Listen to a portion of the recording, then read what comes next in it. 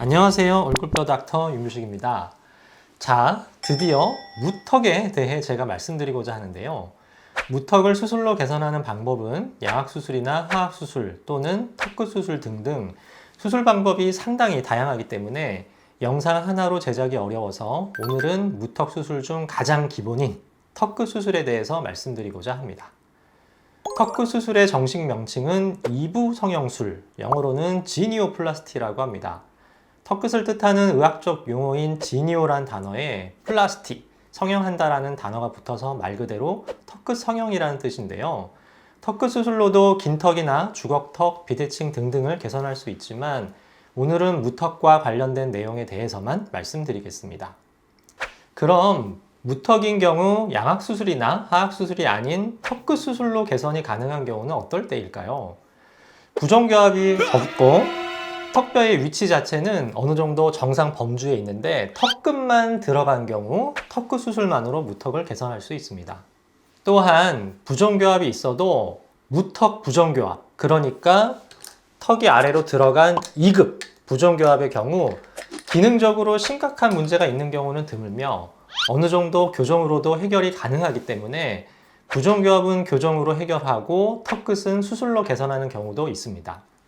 자, 2분 CT를 보시면 부정교합도 없고 턱뼈의 위치는 어느 정도 정상인데 옆에서 보시면 턱끝만 후퇴되어 있는 경우이고요.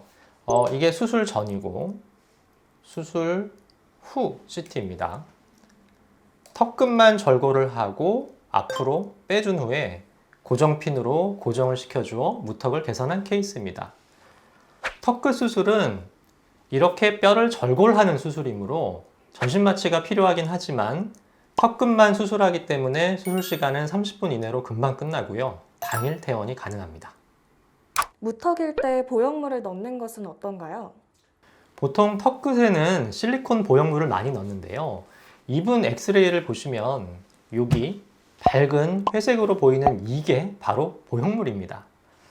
보형물을 넣는 것은 부분 마취로도 가능하며 뼈 수술보다 더 간단하고 회복이 빠른 방법입니다. 하지만 보형물 삽입 시 단점들이 있는데요. 첫 번째 단점은 본인 뼈를 건드리지 않고 뼈 위에다 보형물을 얹어 놓는 곳이므로 턱끝의 길이가 더 길어 보이거나 커 보일 수 있습니다. 원래 짧은 턱이라면 괜찮지만 무턱인데 턱끝이 길다면 보형물 삽입 시 얼굴이 오히려 더 길어 보여서 안 좋아 보일 수 있습니다.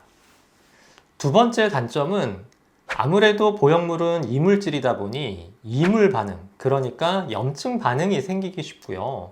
이 이물 반응이 생기면 다시 보형물은 제거를 해야 됩니다.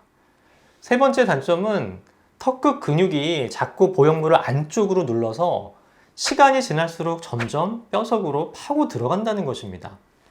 이분 엑스레이를 보시면 이 회색 부분이 보형물인데 이 보형물이 턱뼈를 파고 들어서 안으로 들어간 것을 보실 수 있습니다. 이게 굉장히 서서히 진행되고 환자분마다 근육 힘이 다르기 때문에 문제가 안 되는 경우도 많지만 심한 분의 경우 보형물 전체가 다 뼈 안으로 파고 드는 경우도 있고요. 이렇게 되면 재건 자체가 불가능해지기 때문에 턱끝 보형물 삽입 시 그러한 문제가 발생하는지 주기적으로 체크를 하셔야 합니다. 보형물 말고 필러나 지방 이식 같은 것은 어떤가요? 필러나 지방 이식 역시 뼈 수술에 비하면 아주 간단한 방법입니다. 그러나 필러나 지방 이식의 가장 큰 단점은 지속 시간이 짧다는 것인데요. 종류에 따라 다르지만 6개월에서 1년 이상 지나면 그 효과가 떨어지기 때문에 계속 관리를 해야 한다는 단점이 있습니다. 또한 약간의 무턱이라서 소량만 주입한다면 괜찮지만 심한 무턱에서 많은 양을 주입하는 경우 필러나 지방이 흘러내리거나 처져서 모양이 좋지 않게 될 수도 있습니다. 그렇다면 턱끝 수술은 그런 단점이 없는 것인가요? 네, 맞습니다. 일단 뼈 수술의 경우 턱의 길이나 모양까지 같이 조절이 가능하기 때문에 턱끝의 형태를 원하는 방향에 최대한 맞출 수 있는데요. 이분 CT를 보시면 무턱과 긴 얼굴이 동반된 형태이고요. 여기가 수술 전, 그리고 수술 후, 수술 전, 후.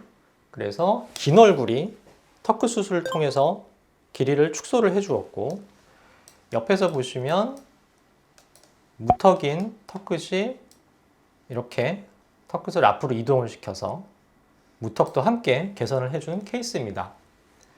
이분 같은 경우는 무턱 개선뿐만 아니라 턱끝이 좀 더 샤프해지길 원하셨고요. 그래서 수술 전이고 수술 후, 전, 후, 그리고 옆에서 보시면 수술 전, 후, 전, 후. 그래서 무턱도 개선하고 앞덕의 크기를 줄여주어 좀 더 갸름한 턱끝을 만들어준 케이스입니다.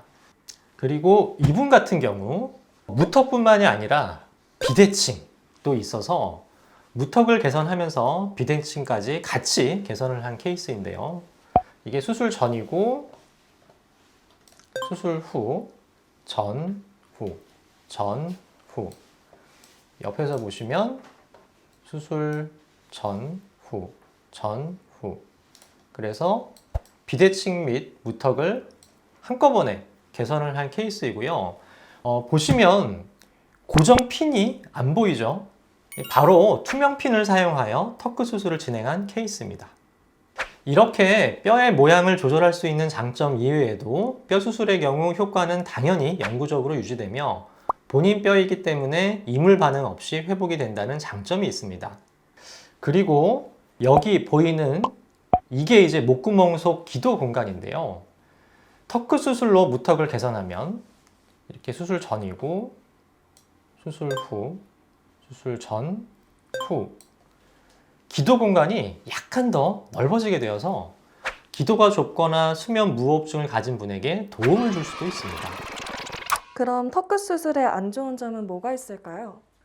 아무래도 보형물 삽입술이나 필러, 지방 이식에 비하면 전신 마취를 해야 하는 조금 더 큰 수술이므로 회복 기간이 좀 더 길다는 단점이 있고요.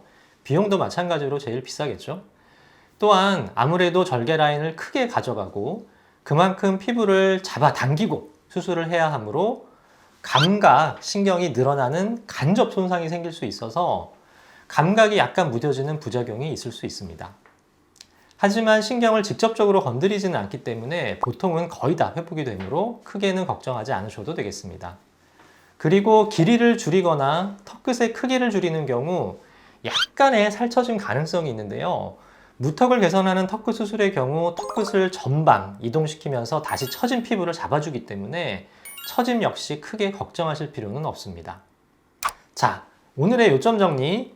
부정교합이 없고 턱뼈의 위치는 정상 범주인데 턱끝만 후퇴되어 있는 경우 2부 성형술, 그러니까 턱끝 수술로도 무턱 개선이 가능하다. 무턱 턱끝 수술은 필러 지방 이식술에 비해 효과가 영구적이며 보형물 삽입술에 비해 길이 축소나 크기 축소가 가능하다. 그러나 턱끝 수술은 전신 마취를 해야 하며 회복 기간이 필요하므로 각각의 치료 방법의 장단점을 잘 파악하고 본인에게 맞는 치료법을 선택하는 것이 중요하다 였습니다. 제가 준비한 영상은 여기까지고요. 영상이 마음에 드셨다면 구독, 좋아요 부탁드리겠습니다. 이상 얼굴뼈 닥터 윤규식이었습니다. 감사합니다.